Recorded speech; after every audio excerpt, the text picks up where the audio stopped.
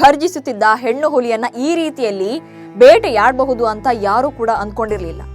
ಆದ್ರೆ ಕೇವಲ 100 ಗ್ರಾಂ ತೂಕವನ್ನ ಮುಂದಿಟ್ಟು ಫೈನಲ್ ಪಂದ್ಯದಿಂದಲೇ ಅನರ್ಹ ಮಾಡ್ತಾರೆ ಅಂತಾದ್ರೆ ಇಂತಹ ನಿಯಮಗಳನ್ನು ರೂಪಿಸಿದ್ದು ಯಾಕೆ ಎಂಬ ಪ್ರಶ್ನೆ ಮೂಡುತ್ತೆ. ಯಾವುದೇ ಆಹಾರ ತೆಗೆದುಕೊಳ್ಳದೆ ವೇಟ್ ಚೆಕಪ್ ಮಾಡ್ತಾರೆ. ಆದ್ರೆ 50 kgಗಿಂತ 150 ಗ್ರಾಂ ಮಾತ್ರ ಹೆಚ್ಚಿದ್ರು ಅನ್ನೋ ಒಂದೇ ಒಂದು ಕಾರಣಕ್ಕೆ ಒಲಿಂಪಿಕ್ಸ್ ಫೈನಲ್ನಿಂದಲೇ ಅನರ್ಹಗೊಳಿಸಿದ್ದಾರೆ. ಹಾಗಿದ್ರೆ ಇಲ್ಲಿ ಯಾರ ತಪ್ಪು ಏನು? ಪ್ರಧಾನಿ ಮೋದಿ ಅವರು ಈ ವಿಷಯದಲ್ಲಿ ಮಾಡಿದ್ದೇನು ಅನ್ನೋದನ್ನೇ ಹೇಳ್ತೇನೆ. ನಾನು ಶಾಂತ. ನೀವು ಸುದ್ದಿಯಾನದ ಸಬ್ಸ್ಕ್ರೈಬರ್ ಆಗೋದಕ್ಕೆ ಮರಿಬೇಡಿ.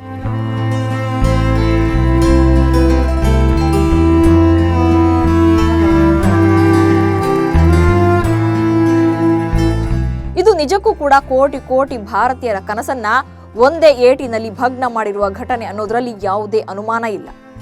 150 ಗ್ರಾಂ ತೂಕಕ್ಕೆ 150 ಟನ್ಗಿಂತ ಹೆಚ್ಚಿನ ಭಾರ ಇರುತ್ತೆ ಅನ್ನೋದು ಗೊತ್ತಾಗಿದ್ದೇ ವಿನೇಶ್ ಫೋಗಟ್ ಅವರ ತೂಕದಿಂದಾಗಿ. ಮಂಗಳವಾರ ಸತತ 3 ಮ್ಯಾಚ್ಗಳನ್ನ ಗೆದ್ದು ಫೈನಲ್ನಲ್ಲಿ ಚಿನ್ನಕ್ಕೆ ಮುತ್ತಿಕ್ಕೋದು ಪಕ್ಕ ಎಂಬ ರೀತಿಯಲ್ಲಿ ಮೆರೆದಿದ್ರು ವಿನೇಶ್ ಫೋಗಟ್. ಆಕೆಯ ಪಟ್ಟುಗಳು ವಿಶ್ವದ ನಂಬರ್ 1 ಆಟಗಾರ್ತಿಯನ್ನು ಕೂಡ ಮಕಾಡೆ ಮಲಗಿಸಿತ್ತು. ಆದ್ರೆ ಸಿಂಹಿಣಿಯಂತೆ ಘರ್ಜಿಸುತ್ತಾ ಫೈನಲ್ನಲ್ಲಿ ಚಿನ್ನದ ಪದಕ ಬೇಟೆಯಾಡಲು ಸಿದ್ಧವಾಗಿದ್ದ ಫೋಗಟ್ ಅದೇ ವಿಶ್ವಾಸದಲ್ಲಿ ತೂಕ ಅಳೆಯುವ ಮೆಷಿನ್ ಮೇಲೆ ನಿಂತಿದ್ರು. ಆದ್ರೆ ಆ ಮಿಷಿನ್ 150 ಗ್ರಾಂ ಹೆಚ್ಚು ತೂಕವನ್ನ ತೋರಿಸಿದ್ದೇ ತಡ.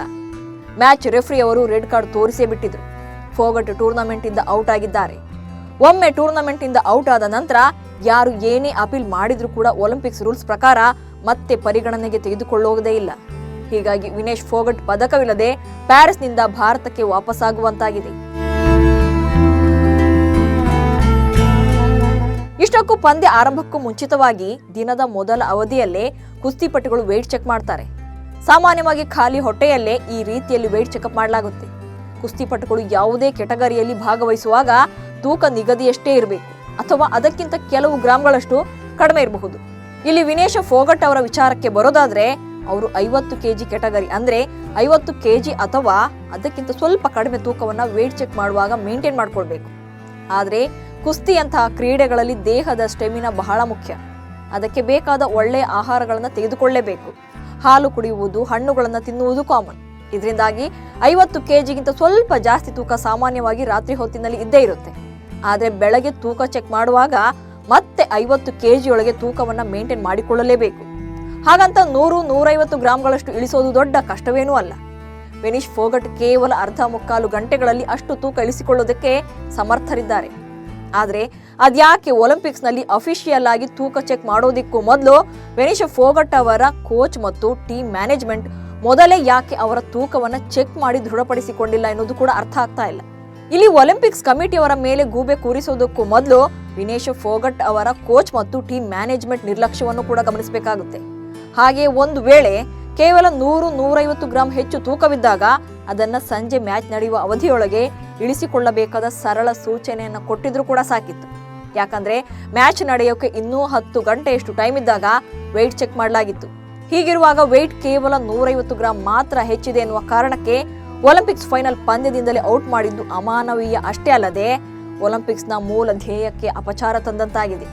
ಒಲಿಂಪಿಕ್ಸ್ನ ಮೂಲ ಧ್ಯೇಯವೇ ಒಬ್ಬರನ್ನ ಒಬ್ಬರು ಬೆಸೆಯುವುದು, ಜಗತ್ತನ್ನ ಬೆಸೆಯುವ ಕ್ರೀಡಾಕೂಟ ಅದು. ಆದ್ರೆ ಒಣ ಕಾನೂನುಗಳಿಗಿಂತ ಹೆಚ್ಚಾಗಿ ಔಚಿತ್ಯಗಳ ಕಡೆಗೂ ಕೂಡ ಆಯೋಜಕರು ಗಮನ ಹರಿಸಬೇಕಿತ್ತು. ಇದೇ ಕಾರಣಕ್ಕಾಗಿ ವಿನೇಶ್ ಫೋಗಟ್ ಟೂರ್ನಮೆಂಟ್ನಿಂದ ಔಟ್ ಆಗುವ ಆಘಾತಕಾರಿ ಸುದ್ದಿ ಹೊರಬೀಳ್ತಾ ಇದ್ದಂತೆಯೇ ಪ್ರಧಾನಿ ಮೋದಿ ಎಕ್ಸ್ ನಲ್ಲಿ ಪೋಸ್ಟ್ ಮಾಡಿ ಸಾಂತ್ವನದ ಮಾತುಗಳನ್ನು ಹೇಳಿದ್ದಾರೆ. ನೀನು ಚಾಂಪಿಯನ್ಗಳ ಚಾಂಪಿಯನ್ ಎಂದು ಹೊಗಳಿದ್ದಾರೆ. ದೇಶದ ಜನರಿಗೆ ನೀನು ಸ್ಫೂರ್ತಿ ಎಂದು ಹುರಿದುಂಬಿಸಿದ್ದಾರೆ. ಜೊತೆಗೆ ಭಾರತೀಯ ಒಲಿಂಪಿಕ್ಸ್ ಅಸೋಸಿಯೇಷನ್ ಅಧ್ಯಕ್ಷೆ ಪಿಟಿ ಉಷಾ ಅವರಿಗೆ ಕರೆ ಮಾಡಿ ಸಾಧ್ಯವಿರುವ ಎಲ್ಲಾ ಮಾರ್ಗಗಳ ಮೂಲಕ ವಿನೇಶ್ ಫೋಗಟ್ ಅವರು ಆಡಲು ಅವಕಾಶ ಕೋರುವಂತೆ ಸೂಚಿಸಿದ್ದಾರೆ. ಇಲ್ಲಿ ಮೋದಿ ಅವರನ್ನ ಆಲ್ರೆಡಿ ಸೋಷಿಯಲ್ ಮೀಡಿಯಾದಲ್ಲಿ ಟಾರ್ಗೆಟ್ ಮಾಡಲಾಗಿತ್ತು. ಯಾಕಂದ್ರೆ ಕುಸ್ತಿ ಫೆಡರೇಷನ್ನ ಹಿಂದಿನ ಅಧ್ಯಕ್ಷ ಬ್ರಿಜ್ಭೂಷಣ್ ಸಿಂಗ್ ವಿರುದ್ಧ ಮಹಿಳಾ ಕುಸ್ತಿಪಟುಗಳು ದೊಡ್ಡ ಹೋರಾಟ ನಡೆಸಿದಾಗ ವಿನೇಶ್ ಫೋಗಟ್ ಅದರ ಮುಂಚೂಣಿಯಲ್ಲಿತ್ತು. ಅಂದು ಈ ಆಟಗಾರ್ತಿಯನ್ನ ಮೋದಿ ಸರ್ಕಾರ ನಿರ್ಲಕ್ಷ್ಯ ಮಾಡಿತ್ತು. ಇದೇ ಕಾರಣಕ್ಕಾಗಿ ಈಗ ವಿನೇಶ್ ಚಿನ್ನ ಗೆದ್ದರೆ ಆಗ ಮೋದಿ ಏನ್ ಮಾಡ್ತಾರೆ ಎಂಬ ಪ್ರಶ್ನೆಯನ್ನ ಸೋಷಿಯಲ್ ಮೀಡಿಯಾದಲ್ಲಿ ಹಲವರು ಕೇಳ್ತಾ ಇದ್ರು. ಆದ್ರೀಗ ವಿನೇಶ್ ಫೋಗಟ್ ಫೈನಲ್ನಿಂದ ಅನರ್ಹಳಾಗ್ತಾ ಇದ್ದಂತೆ ಇದರಲ್ಲಿ ಷಡ್ಯಂತ್ರದ ಗುಮಾನಿಯನ್ನ ಹಲವರು ವ್ಯಕ್ತಪಡಿಸ್ತಾ ಇದ್ದಾರೆ. ಆದರೆ ವ್ಯವಸ್ಥೆಯ ಮೇಲೆ ನಂಬಿಕೆ ಇಟ್ಟುಕೊಳ್ಳುವ ಯಾರೊಬ್ಬರು ಕೂಡ ಇಂತಹ ವಿಚಾರದಲ್ಲಿ ಅನುಮಾನಿಸೋಕೆ ಸಾಧ್ಯ ಇಲ್ಲ. ಒಲಿಂಪಿಕ್ಸ್ನಲ್ಲಿ ತೂಕದ ವಿಚಾರಕ್ಕೆ ಬಂದಾಗ ಕಟ್ಟುನಿಟ್ಟಿನ ನಿಯಮಗಳಿವೆ.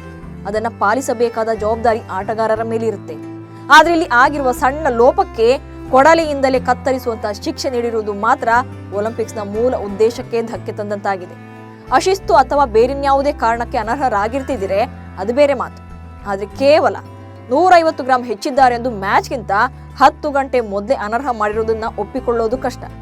ನಿಮ್ಗೆಲ್ಲ ಗೊತ್ತಿರ್ಲಿ, ಹಿಂದೆ ಮೇರಿ ಕೋಮ್ ಕೇವಲ ಒಂದೇ 1 ಗಂಟೆಯಲ್ಲಿ ಬರೋಬ್ಬರಿ 2 kg ತೂಕ ಇಳಿಸಿಕೊಂಡಿದ್ರು. ವಿನಿಶಾ ಫೋಗಟ್ಗೆ 150 ಗ್ರಾಂ ತೂಕ ಇಳಿಸಿಕೊಳ್ಳೋದು ಕಷ್ಟವೇನೂ ಆಗಿರಲಿಲ್ಲ. ಇದಕ್ಕೆ ಬ್ಯಾಡ್ ಲಕ್ ಅನ್ಬೇಕು ಅಥವಾ ವ್ಯವಸ್ಥೆಯಲ್ಲಿನ ಲೋಪ ಅನ್ಬೇಕು ಅನ್ನೋದ್ರ ಬಗ್ಗೆ ಕಮೆಂಟ್ಸ್ ಮೂಲಕ ನಿಮ್ಮ ಅಭಿಪ್ರಾಯಗಳನ್ನ ತಿಳಿಸಿ. ಹಾಗೆ ಸುದ್ದಿಯಾನವನ್ನು ಫಾಲೋ ಮಾಡಿ. ನಮಸ್ಕಾರ.